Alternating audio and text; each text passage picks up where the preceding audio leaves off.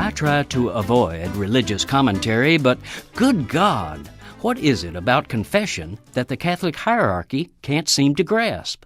The grotesque epidemic of priestly pedophilia that has roiled the Church has been under assessment in a 5-year, $2 million study commissioned by our country's Catholic bishops.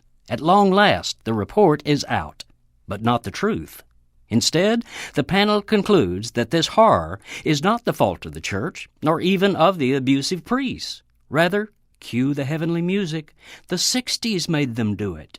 Yes, it's the Woodstock defense. The diabolical theory of this study is that, quote, social chaos created by the tie-dyed sexual revolution of the 1960s so discombobulated otherwise chaste and honorable men that they used their religious authority to rape 10-year-olds and teenagers. Dios míos, have mercy! That conclusion is as perverted as what the priests did, and as inexcusable as the hierarchy's ongoing denials and cover-ups. Start with the obvious. Rape is not about sex, it's a gross abuse of power.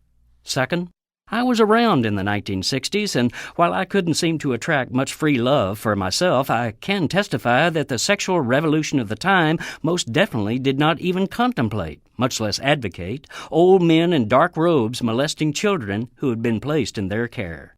This is Jim Hightower saying, the Church's report is as silly as the right wing's current fiction that all would be well in America if only the 60s had never happened.